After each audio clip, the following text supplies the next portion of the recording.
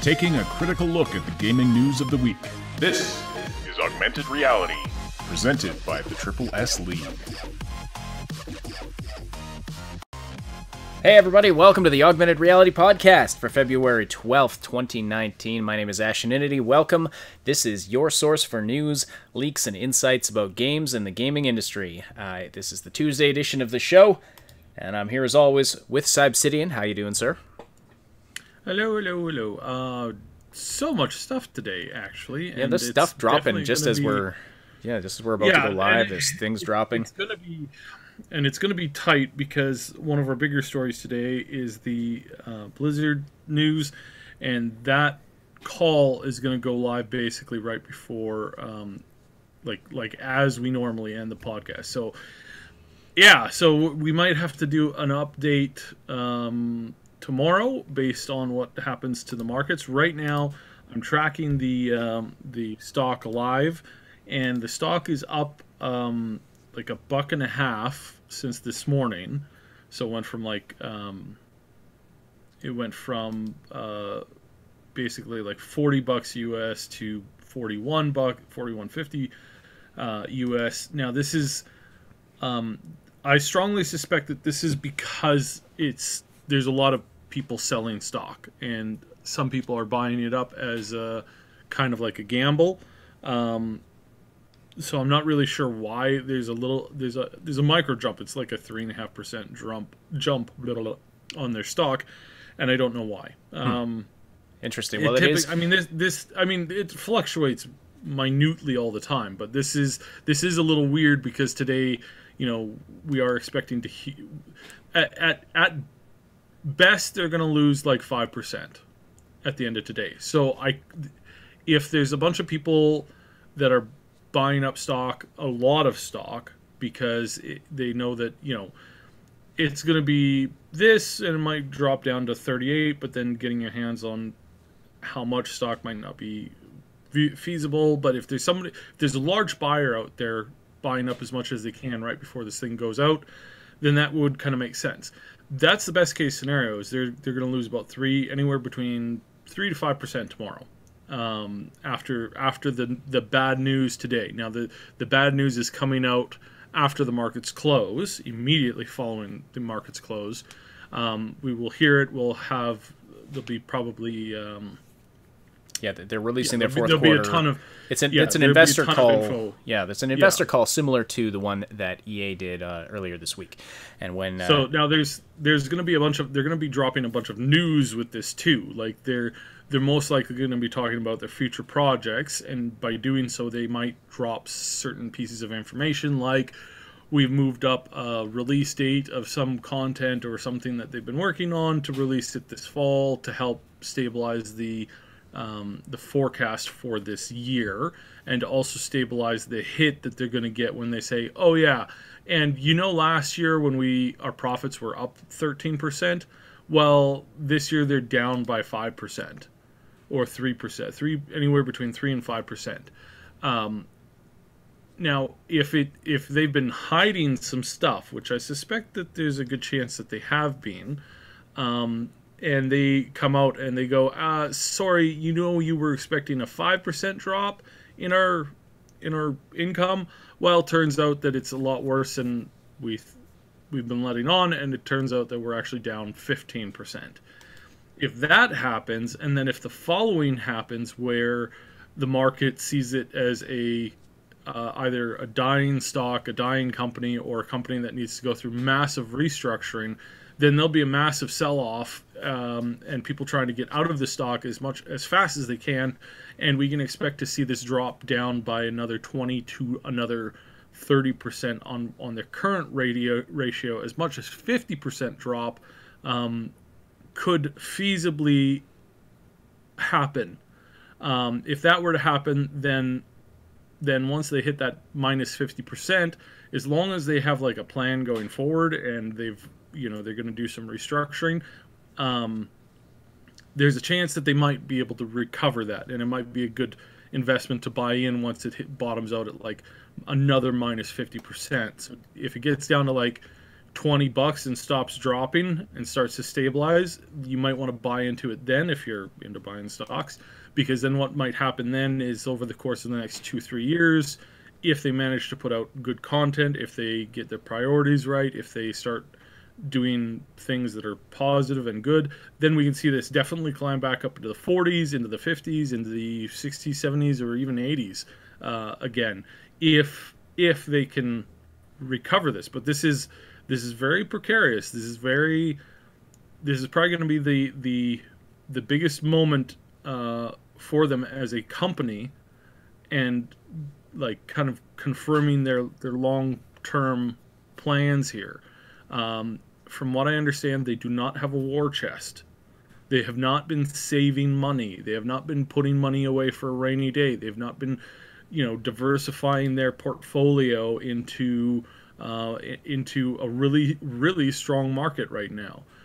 Instead, in the past 4 or 5 years, they've been burning through a ton of cash, and they've been burning through a lot of reserves, and they have lost many people in the higher up positions who were veterans and skilled at what they do, and now they're left with a bunch of new people or old people who were not the best for those positions to begin with. And if that's the case, then and those people can't develop a strong plan, then this is the beginning of the end for Blizzard. This is for people who can keep track of this stuff, they'll see that their initial fall off started, their initial fall off, the moment that we realized that they were headed down the toilet was back in October during the BlizzCon, where they came out and they were like, hey, that PC game that people have been playing on the PC for years and decades and decades now, decades. And you remember that game that, when our company used to make heavy adult mature titles with, really heavy topics and content. Well, we're selling that all down the river, and we're putting it all on phones now. And if you don't have a phone, we're just going to insult you and tell you we don't want your business, because that's how you maintain a company is making half of your audience hate you in a single day. So this very well could be the beginning of the end for the company. Activision is not doing well. Blizzard is in some serious problems. I suspect what we'll hear today is that Heroes of the Storm is basically non-existent. Its income has dropped probably down to basically nothing, which we kind of knew that beforehand. Overwatch, their income and their potential from that stock is probably down to 60% of what it was a year ago. That's probably where it's at, anywhere between 50 and 60%. It's just not been capturing it. It hasn't capitalized on anything. They've been treading water for a really long time, and they've been basically coming up with nothing.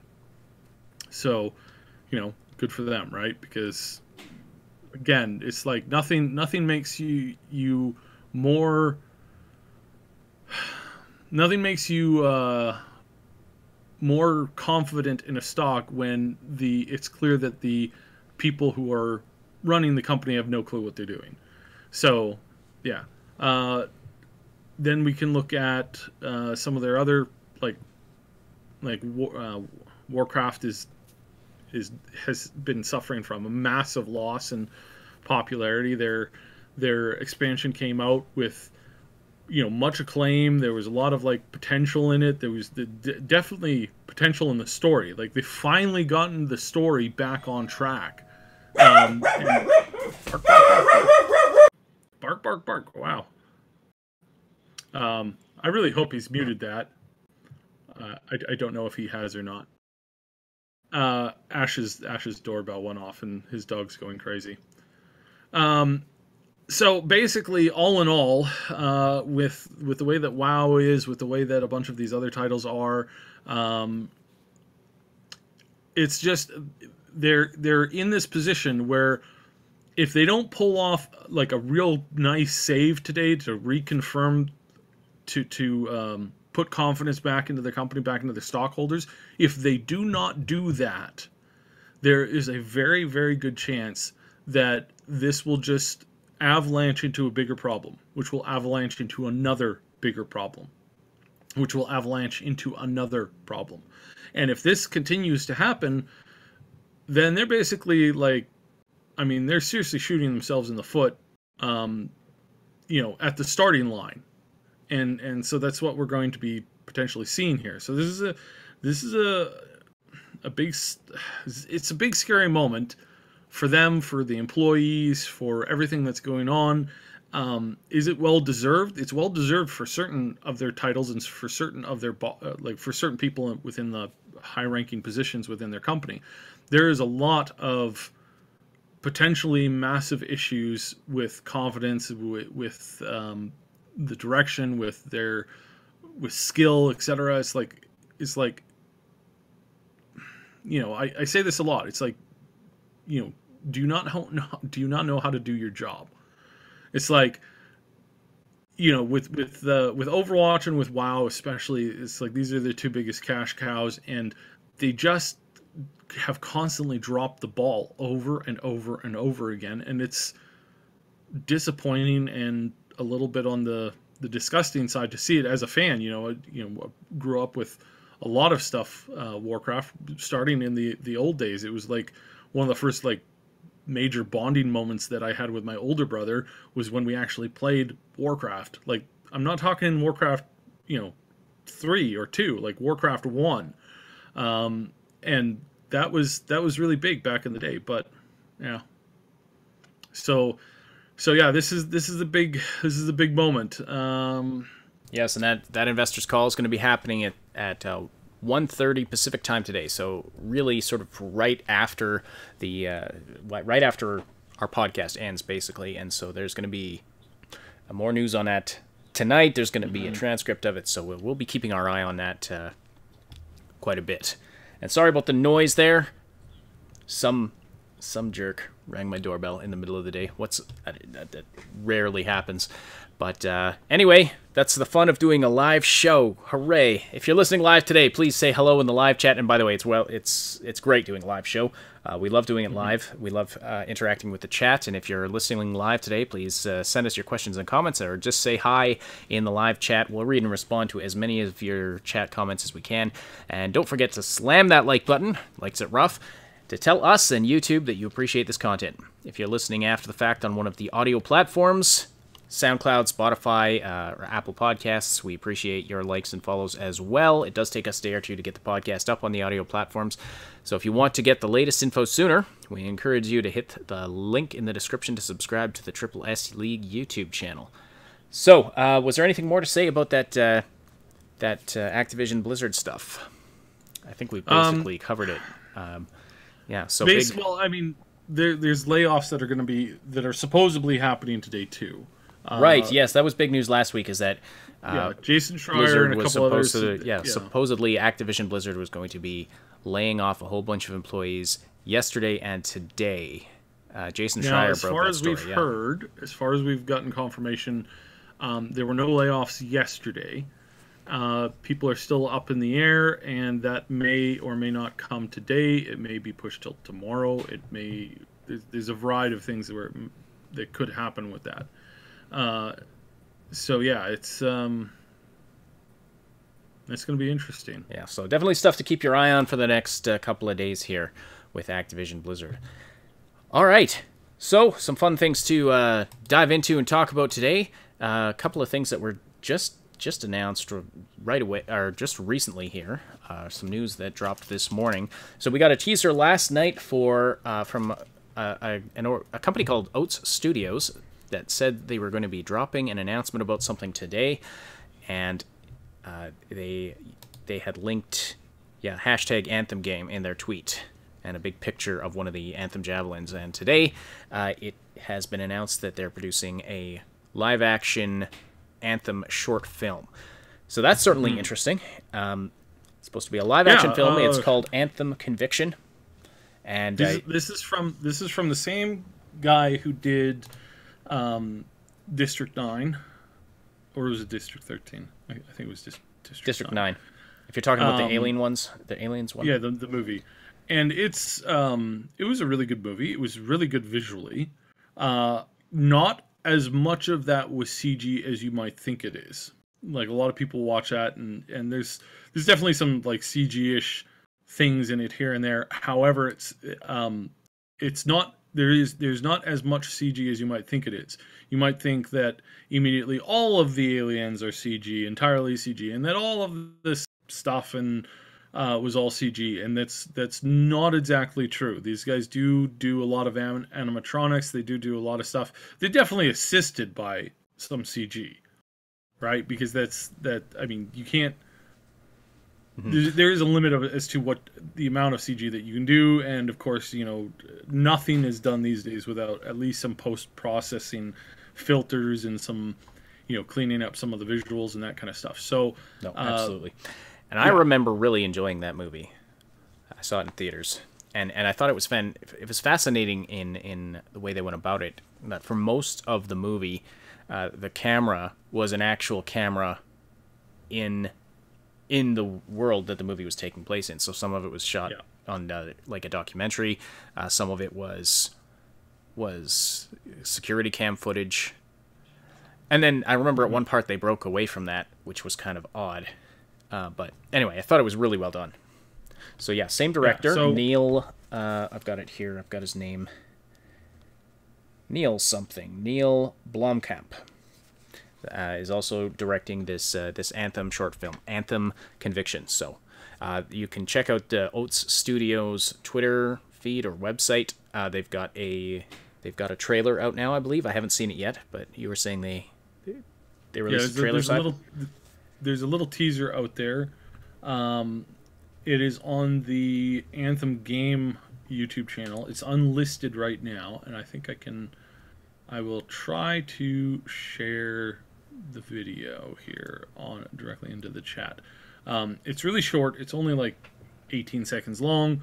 So it's interesting, and we'll see how that goes, how that impacts it. There is some, Apex is going crazy right now. Apparently they're up to 25 million accounts. Which, I mean, it's free, so it's not exactly that hard to get people to sign up and get into the game. If it's free to play, it's free to play. I'm still a little annoyed that people are rushing into a loot box game. It's loot boxes from EA. I thought we weren't encouraging this, but apparently it's so good that you can forgive a heavily predatory loot box system in the game. And if you think, it doesn't affect me, I know the interior stats on a lot of this stuff. So when it comes to the majority of free-to-play games, when it comes to how much money people put in, when you say, the average player doesn't spend any money on a free-to-play game, that's absolutely not true. The average, like on average, you make slightly more than you would have if you were to charge a standard price for it. The average gamer puts in around like $20 to $30, and depending on how abusive the system is, certain whales will put in like, I mean we've all heard the stories, and I can confirm that it's true. There's some people who they'll drop $2,000 on a game, on a free to play game, if it has loot boxes, in the first week. And for some people, it's like, yeah, they can afford it. Who cares? But for other people, it's like, it puts undue stress on them, and they max that out. So apparently everybody's loving it. The gameplay is quite solid. It's quite it's quite good. It's like a good shooter. Respawn's pretty good at making shooters, so that's through the roof. Again, the only thing that I have issues with that is because it's got loot box system, and aggressive ones at that, and I really don't like that. So yeah, but they're putting the fact that they put this out in the same like short window of Anthem, this might end up hurting Anthem quite considerably. So we'll see how that goes. Yeah, it's definitely out there. So it's a really popular game to stream right now. So we'll see how and if that is affected by anything down the road. So yeah. Interesting. And we've also got some System Shock 3 news today that actually just recently dropped to this, and this ties back into a conversation we were having on Friday's podcast where somebody was asking about System Shock 3, and it got a little confusing because there's a System Shock 1 reboot in progress, but there's also some news about System Shock 3. And anyway, so it was announced 2 days ago, or yesterday, at this news article's from yesterday, and the news itself is very recent, that publisher Starbreeze has sold the rights to System Shock 3 back to the developers of the game, OtherSide Entertainment. So that's really interesting that they've done that. The company's been in a little bit of trouble recently, but that's the publishing rights for the game back to Warren Spector's company. So. So this is interesting to say the least. Very, very interesting. Yeah. I guess I'm disappointed to see 3 is basically. I think we can officially say now that 3 is basically done. They may or may not take up what's been worked on so far and try and get it out. But the thing is if they were like more than halfway done, if they were like 75% done, they probably wouldn't have done this, right? They would have found some other way to get it out there. If they were 80% done, they might have just launched the game, and then tried to fix or complete it with some more of the support from the community. I think they overspent, and I think they didn't plan out their. I don't think they did very much planning. That was like the smart planning. I think they shot for the moon. They definitely overspent their budget, and now they're in big trouble. And now they basically sold it back to the originals. So, well, it's only the publishing rights that have changed hands here. The development of the game, if I understand this correctly, development stayed with OtherSide Entertainment, but it's Starbreeze had publishing rights to it, and they basically sold those back to help themselves get out of some financial trouble. Yeah, and well, I mean, okay, so let's break it down a little bit more. So typically, when you hear this, looking back at all of the games that have undergone similar things, the vast majority of games who end up doing something like this don't get released ever. Okay, and the thing is that this is like, usually it's a desperate attempt that's taking place far too late in the development cycle. Not to say that it's impossible that we're going to get this game, but overall, as far as the vast majority of how this has gone down in the past with other titles, this is the warning siren that the ship is sinking. And that they're desperately trying to change or tweak some stuff to get the ship, floating again. But typically, this stuff is done too late, and it's usually done too late because if you're, it works like this. If you're the type of person and the type of company that doesn't know how to prepare yourselves for this kind of a problem and prevent this kind of a problem from happening, usually you then don't have the same ability to prevent it from getting worse. It's like if you ruined the soup you're making lunch and you ruin the soup, there's a good chance that you've ruined pretty much everything else. It's like if you ruin the soup, there's a good chance that your salad's not good either. It's like, I remember, I don't know if you remember this. I remember everything. If you remember way back, we went to this one event a long time ago, and there was a person making pasta for us. and somehow they had managed to screw things up so badly that the pasta itself, the pasta, was basically ruined. It was basically like burnt pasta. I don't know how you burn pasta when you're boiling it, but they somehow managed to do that. That was just the pasta. The sauce got progressively worse from there, and everything else got worse from there. It's kind of like that. If you can't prevent a major problem from basically making it so that you can't publish a game, that you can't get out of that problematic state, then the chances are that there's more problems that are going on behind the scenes that are going to be worse. So yeah, that's basically kind of what this falls down to. Now, can they get it out? Sure, that's a possibility. Is it going to be good? Hopefully. But again, it's like I've been hearing so much on the grapevine, and it's not nothing. There's no one specific thing. There's no one leak or anything like that. It's just generally, it's not good news. It's like it's always bad news. And if it's always bad news coming out, then you're in trouble, basically. So, well, Sword Sister just linked us a tweet thread in the chat, though, from OtherSide Games, and apparently they say we have very much enjoyed working with Starbreeze on System Shock 3. They've been a great partner. However, in light of Starbreeze's current situation, we decided that it would be best for us to go our separate ways for now. And so that's referring to Starbreeze selling the publishing rights back to OtherSide Games.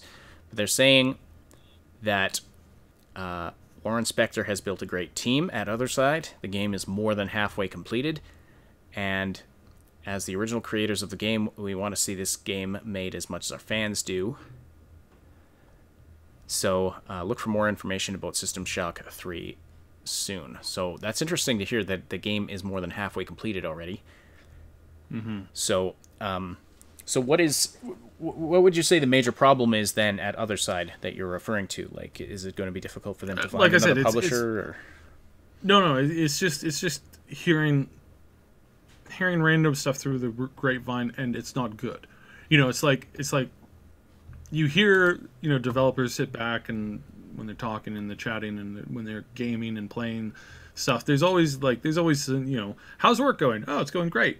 I'm really excited about this next project.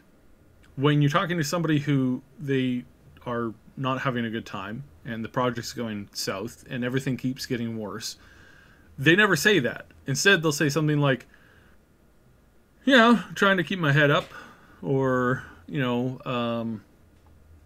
things are going good. Hey, do you have I don't suppose somebody who's looking for a programmer. Stuff like that. It's the subtle things that you pick up from everybody they're not leaking anything directly. They're just stating matter-of-factly that things are not great. And it's that continued thing. Now, could that just be about the publishing issue and the issue with the publisher, and is it just that's causing the problem? Could be. Definitely could be. And that it's just, people are not doing their job well in that department, but everything else is going smoothly. It could be that too, but I haven't heard any of that. So only reporting on what I know is that things overall are not going great on this project. That they're running into walls constantly. And if you see this affect the publishing side of things, then it's going to be affecting the base game as well. There are scenarios where this kind of stuff doesn't happen. There are scenarios where a company will step back from, say the publishing or some of the other issues. They will, and and then things get better because it's one thing off their plate that they don't have to worry about, and they can focus down on this other stuff. But the times where that's the case is relatively small. So if I were a gambling person, it's like there's a good chance that your horse isn't going to make it across the line. So that's basically from the outset, that's what we're starting to see.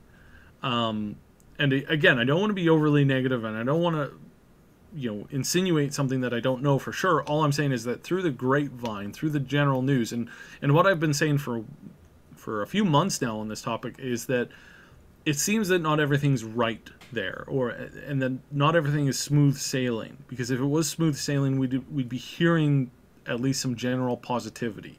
We're not hearing any general positivity. We're only hearing more and more negatives, and it keeps getting worse. And if that's the case, then that's the case, and we'll... Well, that's too bad. Hopefully they get things sorted out. I mean, it sounds like they are committed to getting this game out and trying to do it well. And I hope they do, because again, this is a potentially a big push in a new direction for games. We see this especially with, I mean, Apex kind of does this too. It's very sci-fi, cyberpunkish kind of combination, and we're seeing more and more and more and more of this kind of get out there, and there's more and more positivity around this particular genre.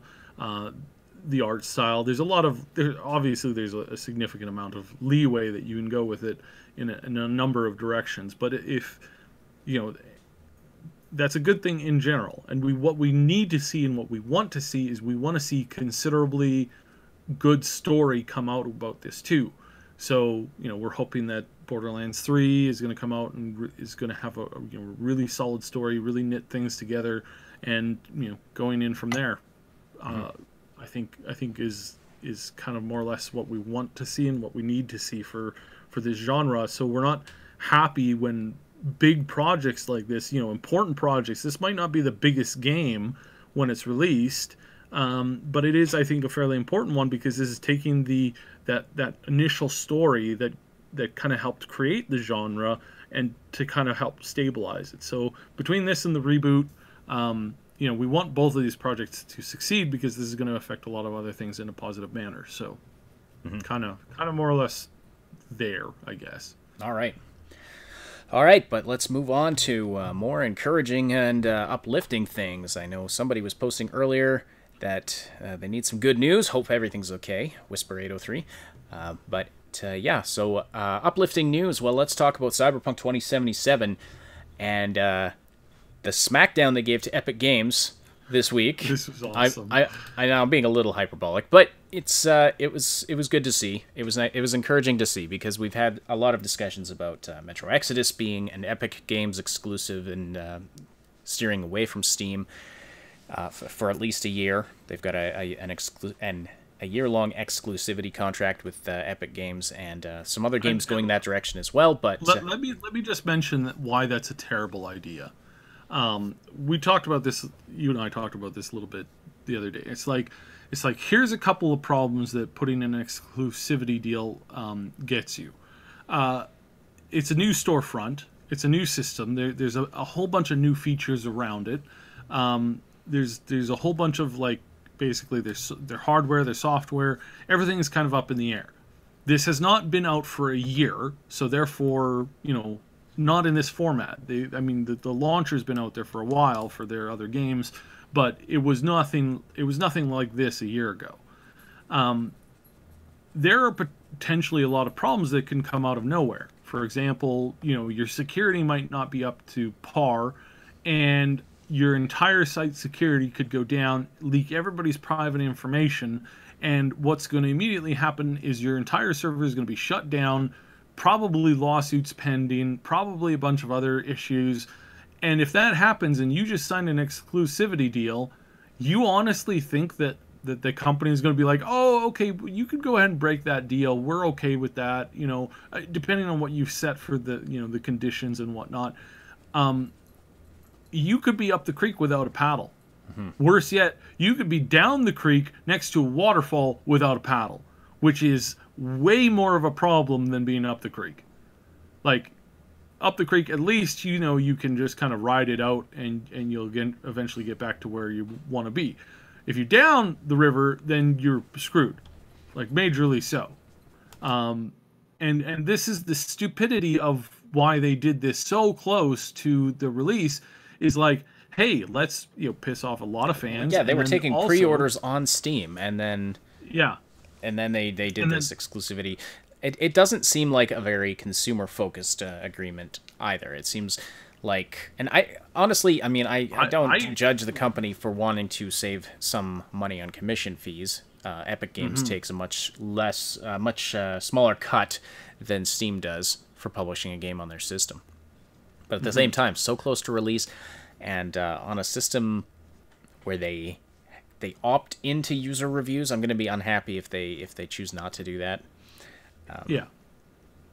And I mean, that's just the first problem, because again, it's like you have so many things that can go wrong so quickly.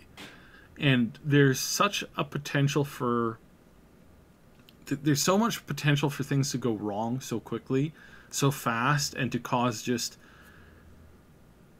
it's just a terrible idea overall. It's like, why did you guys do this? Why here? Why now? I don't understand. It is unfortunate. I am still looking forward to Metro Exodus quite a bit, and we're going to be doing some coverage of it on our channel. But it is disappointing that they went in that direction. However, we had Cyberpunk, we had CD Projekt Red this week. Basically, I mean, if you can take a tweet reply seriously, which I think we ultimately can. This came from their official Cyberpunk 2077 Twitter account. They are very, very forthcoming there. So that is a good thing. Basically, somebody tweeted at them saying, "Please don't make this game an Epic Store exclusive," and their account replied back, "Yeah, pass on that."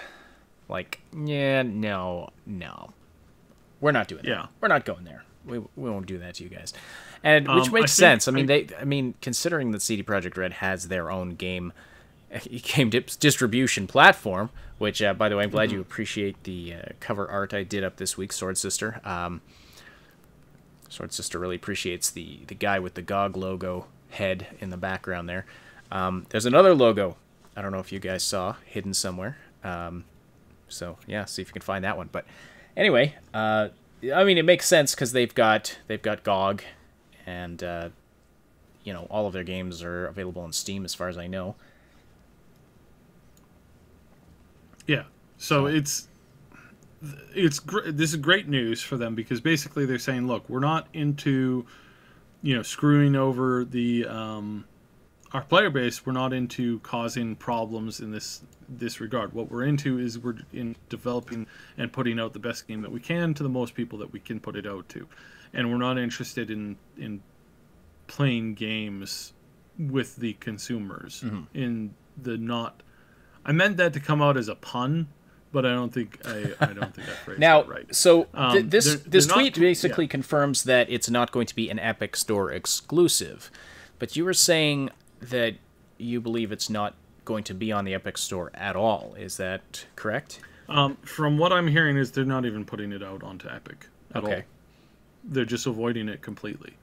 That overall they're not encouraging basically a major competitor to GOG at all. That they're sticking with Steam because it's got the biggest audience, and then they're putting it out on GOG, and that's just the way it's going to be.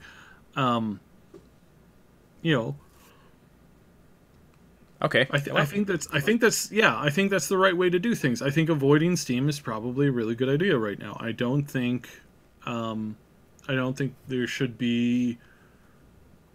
I don't think they should approach it any other way. So yeah. Okay. Yeah, that's about it. All right, Bluntman in chat asks, what about Paradox and ARG? So I saw this come out the other day. It's kind of cool. They had this little Tinder ripping off thing. This might mean that we've got more vampire content coming out soon. I haven't paid attention to the ARG. When it comes to ARGs, I am either fully in or fully out. There's no midway.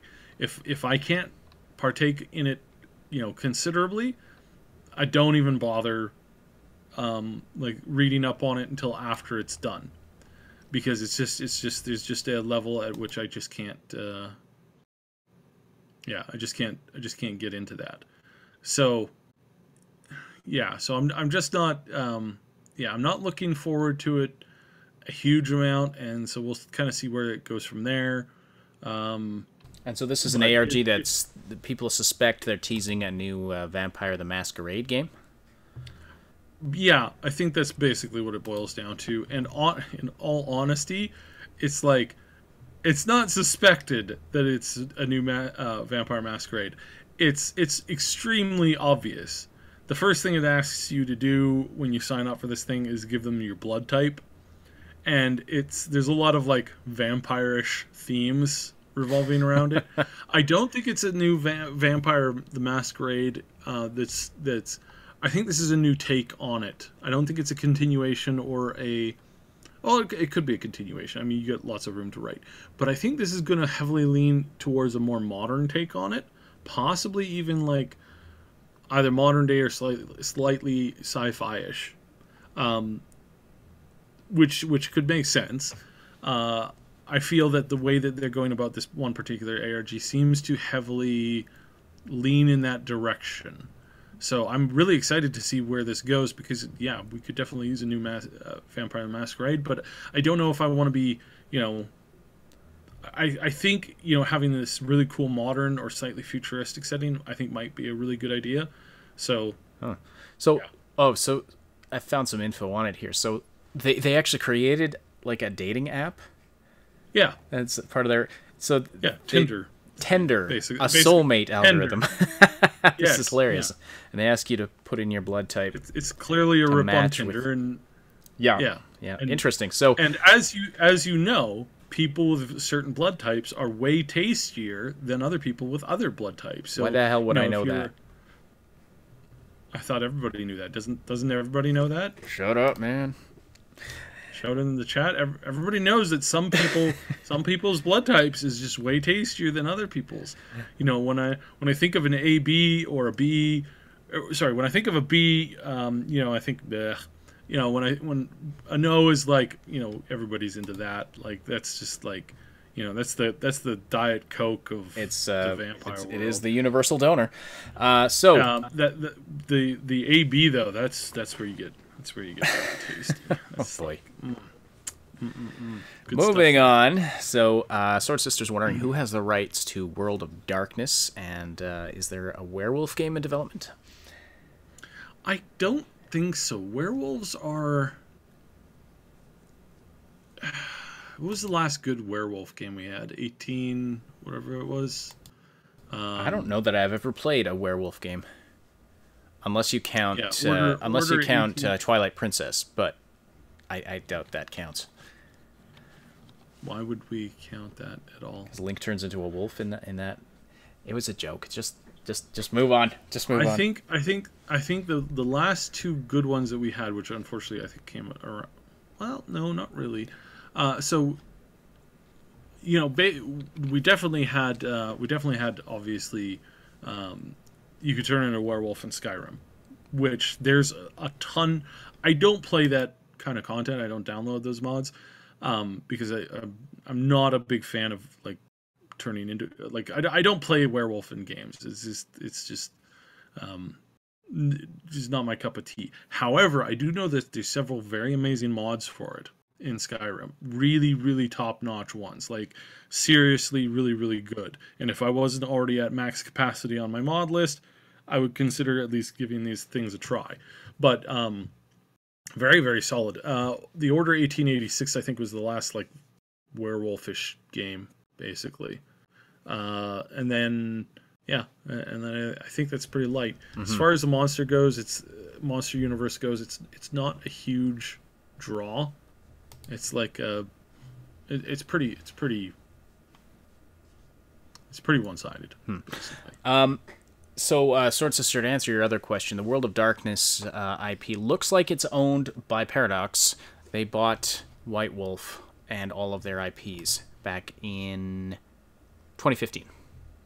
So, it looks like that whole IP system is owned by them. Zach Jones, what did I just walk into? Nothing. Just humans talking about normal human things. Yeah, especially not the, anything. There's nothing weird about the whole blood thing. Nobody here's a vampire. I mean, come on, that's crazy talk. Hey, did you know? So a couple of weeks ago, I talked about, furniture store stuff. I've been getting nonstop furniture ads constantly on everything on YouTube, and Google and everything. It's really, really annoying.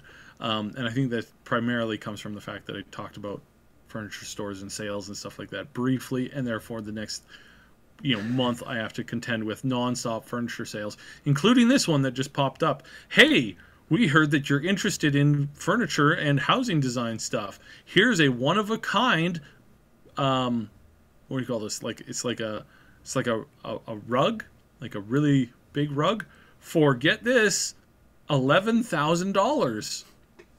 Sounds legit. Sounds like a good deal.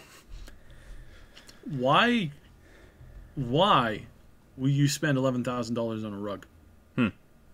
Like, just, yeah. It's just, wow. Anyways. Are there rug whales? Yeah, definitely trying to get away from the whole vampire thing. So, yeah, as far as that goes, it's going to be really interesting. I love this new app thing. I love the way that they're doing this ARG. I think it's hilarious. So yeah, I think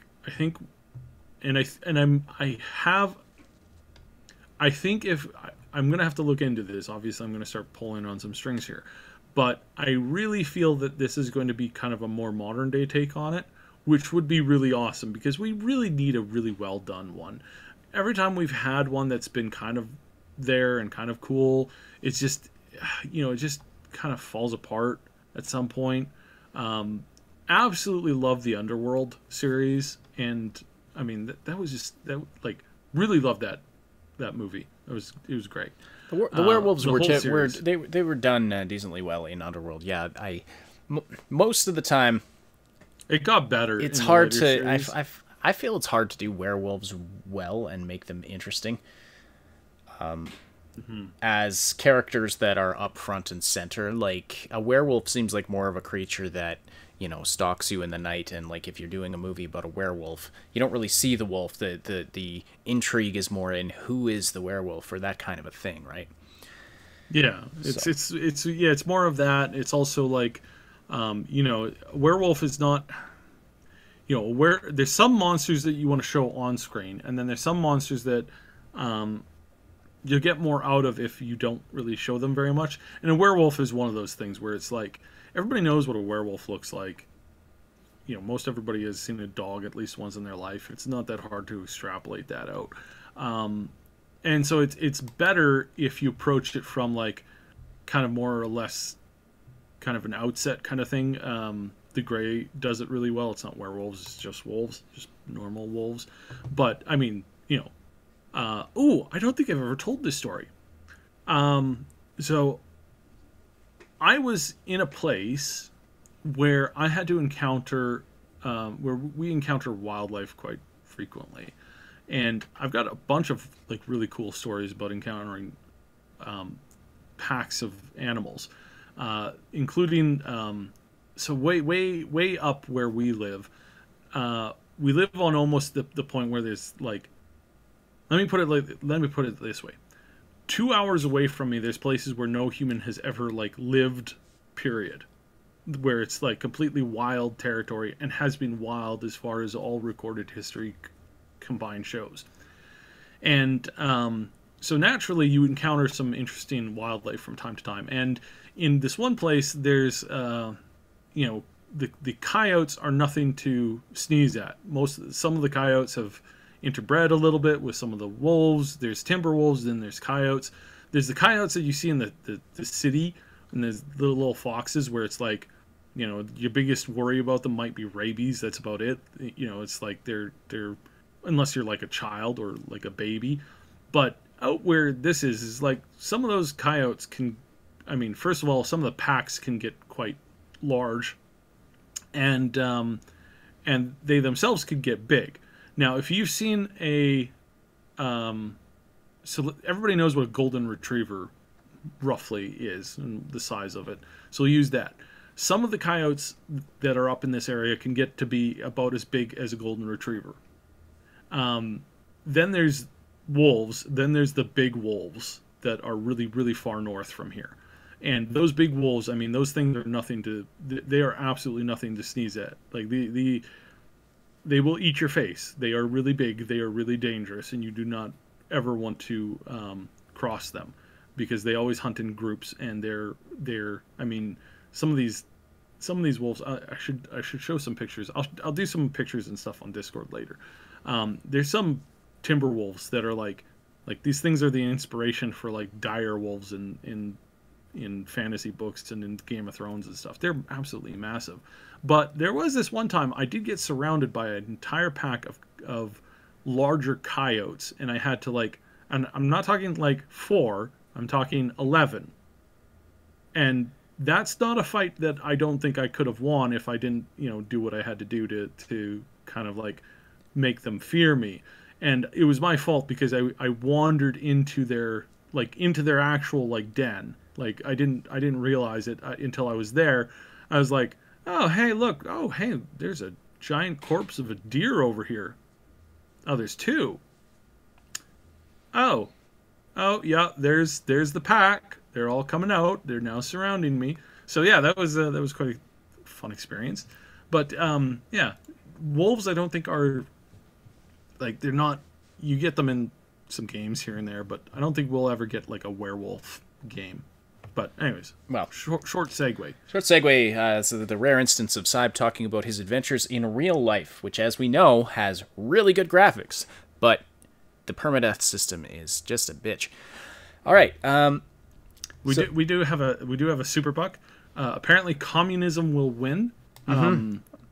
It definitely wins for body count. Yeah, I think they definitely win there. Yeah. I don't. You're listening to the Augmented Reality podcast. I don't know. I think we got a troll super chat. Yeah. So yes, you're listening to the Augmented Reality podcast. We love seeing everybody so active in the live chat, trolling or not. We prefer the not. But if you want to keep the conversation going after the live broadcast, we welcome you to join our Discord community. You can find the link in the description below. It's a place where you can chat with us and other Triple S fans about all the things we love to talk about and stay up to date about everything we're doing here at the Triple S League. Click the link below to join and say hi to us in the welcome channel. And also, if you haven't already, don't forget to slam the like button on this live broadcast. It tells YouTube that you appreciate this live content. Sword Sister wondering, how did Cyb survive a circle of coyotes? Maybe he'll have to tell you the details of that story on Discord later. Yeah.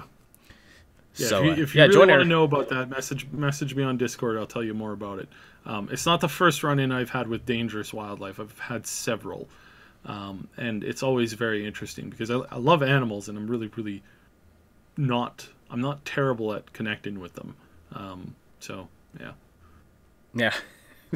Sword Sisters' best podcast so far. Talked about blood, werewolves, and dead deer. Yes, it's been a little all over the place today, but we're going to bring it back here with some talk about the Outer Worlds. Some interesting information dropped this week. As we mentioned last week, Game Informer has been dropping tons of information. They have a bunch of exclusive features that are going to be coming out all month, and that includes yesterday and today. And so 2 new things have dropped that we're going to talk about. One of them just came out just before we started here today, so didn't get that into the title or anything. But they dropped a feature about so the devs behind the Outer Worlds reacting to some of the comments that people have made about comparing the Outer Worlds to 76 and talking about the timing of the announcement of the Outer Worlds right as Fallout 76 was just starting to really...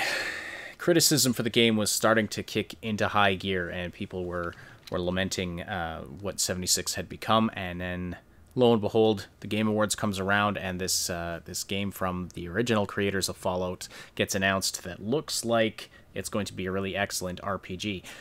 Anyway, so some of the creators of the Outer Worlds have responded to this, saying, it was never their intention to bash on Fallout 76. Cyb, I have not... You have to remember that these are the people who helped create Fallout. These are two of the core people. The reason why we have blue and yellow as a color is because of these two people. They helped really create this series as a whole. They really don't like what's happened. They really don't like the negativity. They really hate, not being able to work on it. They still want to work on. They still have more stories that they really, really, really, really want to cover. That it's unlikely that they'll ever get to get back into that world and create this kind of stuff, but they really, really miss this world and they really love it, and they're upset to see that, the negativity that comes out about it, but it was never their intention. And they make a really good point, which is a point I've tried to make a few times, and I think they do it quite well. That when you're a passionate developer who's interested in making games for game's sake, which you can make a lot of fun at Bethesda for, but I still think this is primarily their core. They got greedy, yes, 100%. They got way too greedy, and there's no excuse for that. But overall, they're not EA. They're not Activision. They were trying to make a good game, which is why, and I keep saying this, they were genuinely surprised at the negativity when it came to the way that they handled the story and that. And I've ragged on them before for not being able to realize the difference. But overall,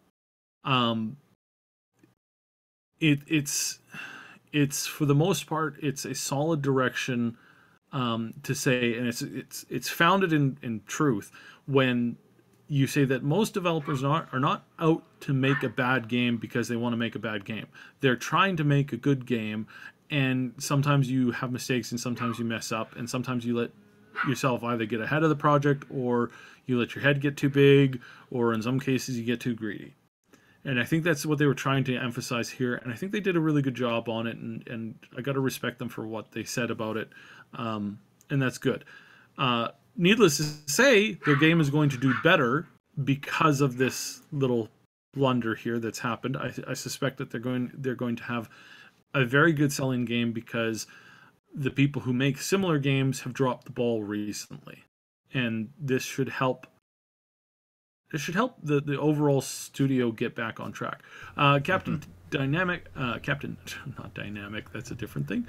Captain Dammit says, I'm late to the party, but Activision is bringing back Vampire the Masquerade game. Did you guys talk about this yet? We just finished talking about this, including a funny little segue about the time that I got surrounded by a pack of coyotes. And not the small ones that you have in the cities, like the ones that are the size of golden retrievers. So listen back to that. It's hopefully it's not terrible. But yeah, that's this. We may end up actually getting more word on this later today or later this week, with them trying to use this as a prop for helping to fix their image in the eyes of gamers, and especially with their stockholders, with what's going down today and this week here with their stock and all those issues. I forgot to tie that in, but yes, that's a very good point. That this might be a kind of like a last chance thing, so we'll see where that gets, where that goes there. So yeah, no, I definitely listened back to it, but I did forget to add that as a little side note to that. So that is something that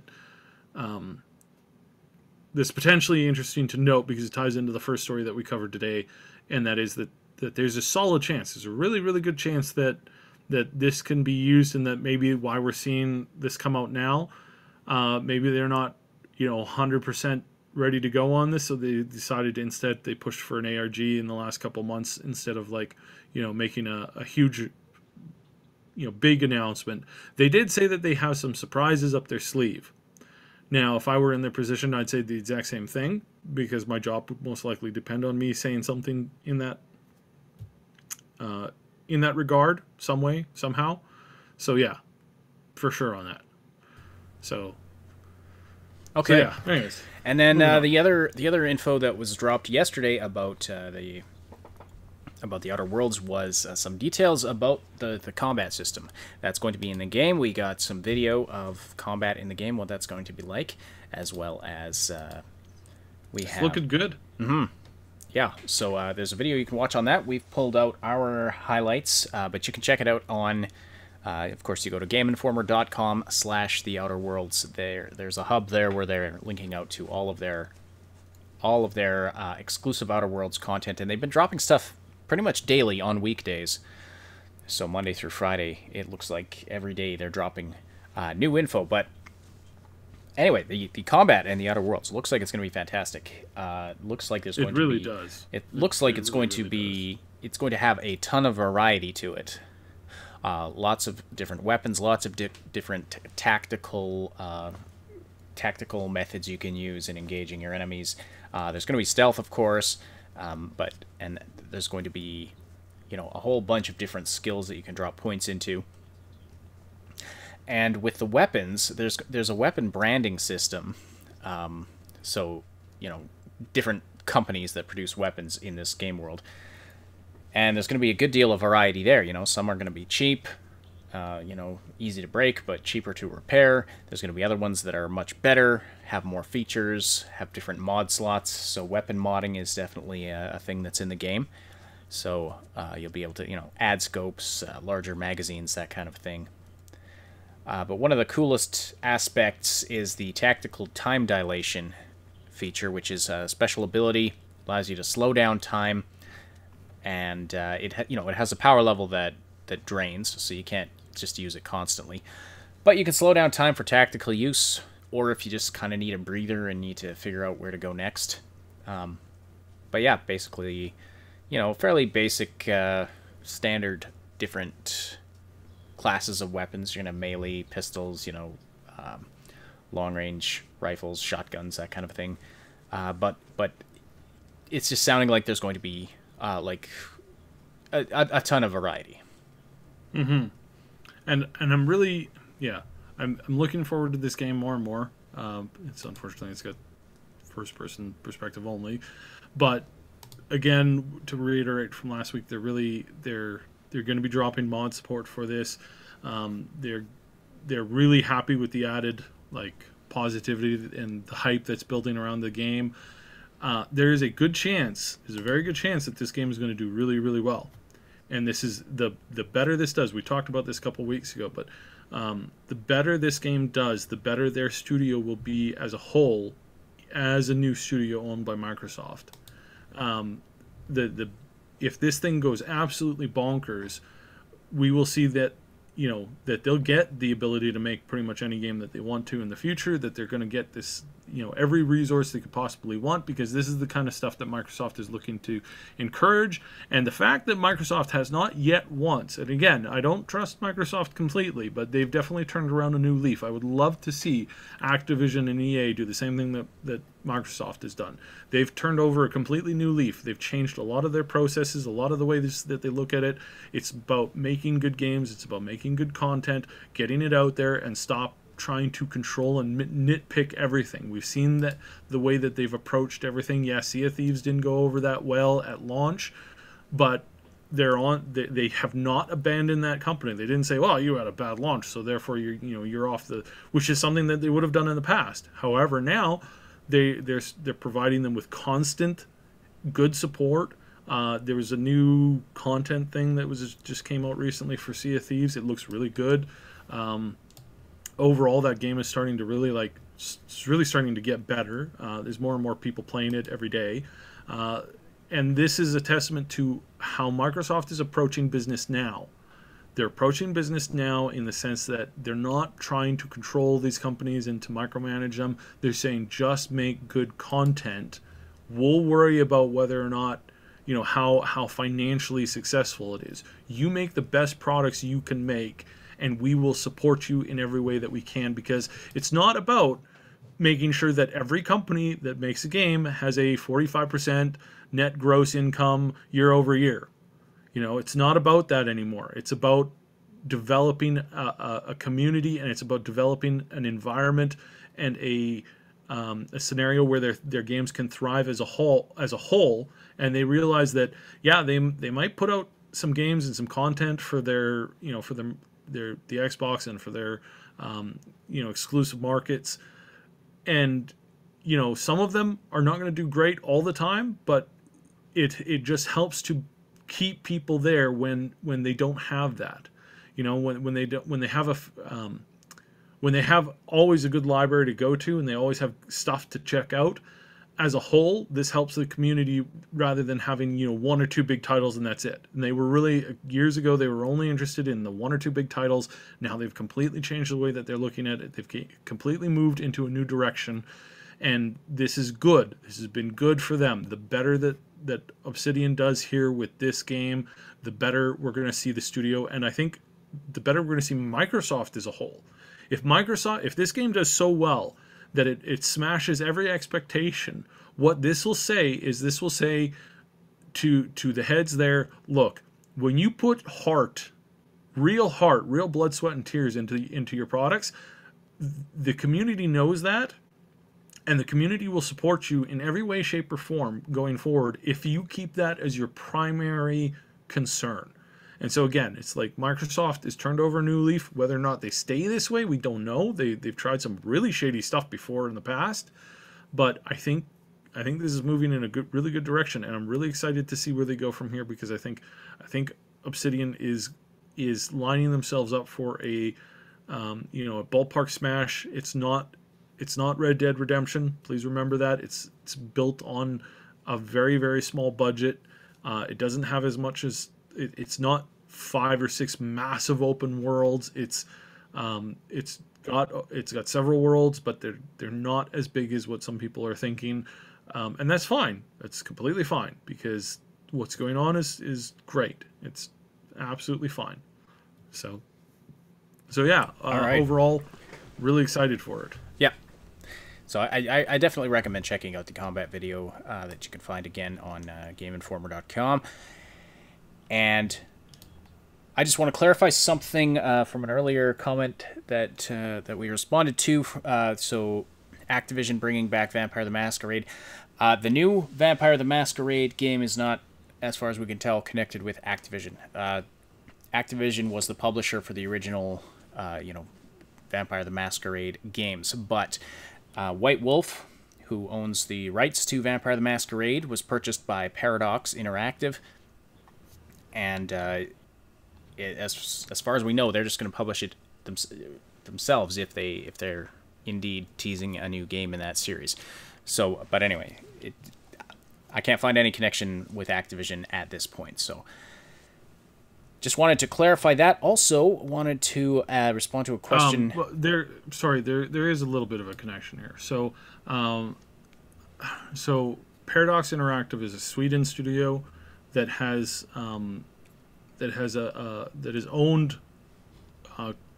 that is not necessarily owned, but is partnered very closely with Tencent in a couple of ways. Tencent is also partnered very closely with Activision. Right. It looks like there's Tencent. Not no connection. Right. And I should have laid that out a little bit more specifically. Again, Tencent is not owned by Activision either, but these two companies are working very closely together.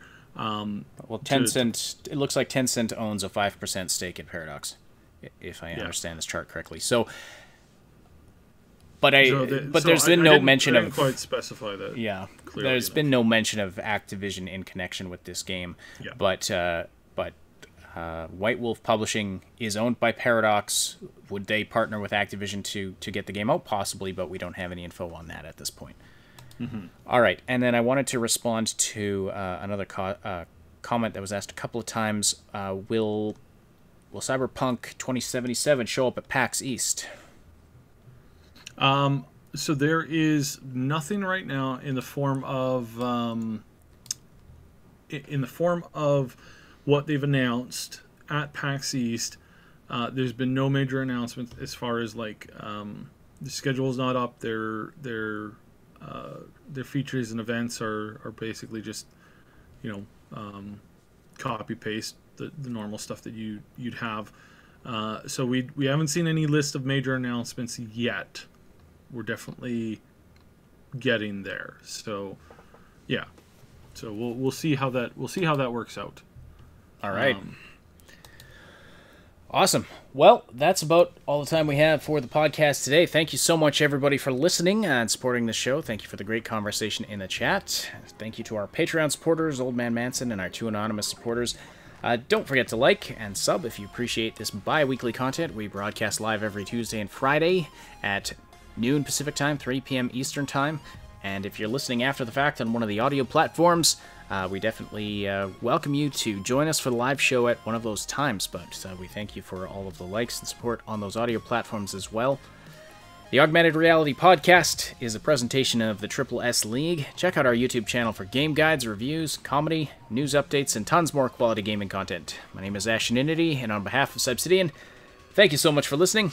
We'll talk to you on Friday.